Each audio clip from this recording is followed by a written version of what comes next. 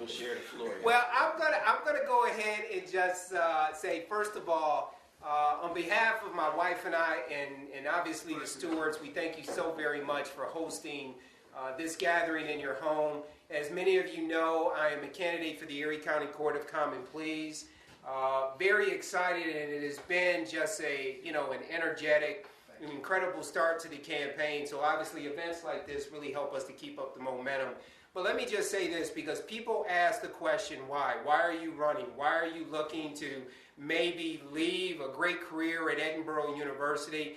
And very simply because I do believe I'm the right candidate with the right skill set at the right time. You know, it's no secret that we have a lot of problems within the city of Erie. And one, at least in the county of Erie, as it relates to families, mental health issues, drug addiction. Certainly there are a number of issues that many of our veterans are struggling with today. And the reason why I mentioned those particular social maladies is because our court system has really changed. In the last 10 or 15 years, we have seen a significant transition from the traditional court system that many of us are familiar with on TV, people appearing in front of judges, entering pleas or trials that are taking place. Well, now we're seeing a transition into what we call problem-solving courts. Another name for that is therapeutic jurisprudence, where now you have judges that are forced to change their roles, to adjust, to bring a different skill set to work with teams of officials, treatment specialists, and their goal specifically is to identify the issues and the problems that cause people within these populations to continue to commit crimes and to do those things that cause them to end up in the Erie County Prison and perhaps even in state correctional institutes where they really don't belong. And I just believe that my combined experience as a prosecutor, having been one of the original individuals on the juvenile drug court treatment task force before it was formed, having worked in the public defender's office and been an educator for the last 14 years, but probably most importantly, being an active member of our community and working with youth, mentoring youth, working in church ministry. So really what that has given it, not just me, but even my wife and my kids, is an understanding of the problems that continue to plague our community. And I just believe right now, and I'll just echo the words that were spoken to me by Mayor Joy Savacchio. She said, Elvidge, people are looking for leadership.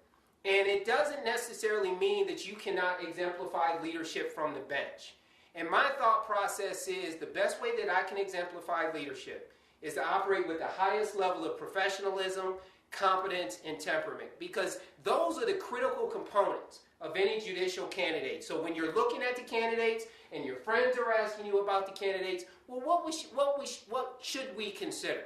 And when you're looking at all of us, consider, do we conduct ourselves with the highest, from an organized standpoint? Do we have a business-like approach? Do we have the requisite experience and skill set and training to be able to make a successful transition to the judge? But you know what? Probably the most important qualification of any judicial candidate is temperament. Does an individual exhibit the proper attitude, tone, demeanor, and can they engage and properly interact with the members of the public that reflect a very strong and sound emotional and moral and mental state of mind? And I certainly believe that I have that particular skill set. Certainly, if many of you are familiar with, young people today, 18 to 22 who are in college. College is a lot different today than it was 15 or 20 years ago. We're encountering students that have mental health issues. We're encountering students who have returned after serving in war in various branches of the military. A lot of these students are coming back into the classroom. They suffer from PTSD. We're seeing a lot of students that we have to help integrate within a college community successfully that have learning disabilities. So when you're exposed to that kind of population on a daily basis, when you are forced to listen, to engage, to assist, and help people to identify their areas of struggle, but yet at the same time assist them in making that successful transition out into the real world, those are the kind of challenges that I believe our judges are going to be faced with over the next 10 to 15 to 20 years.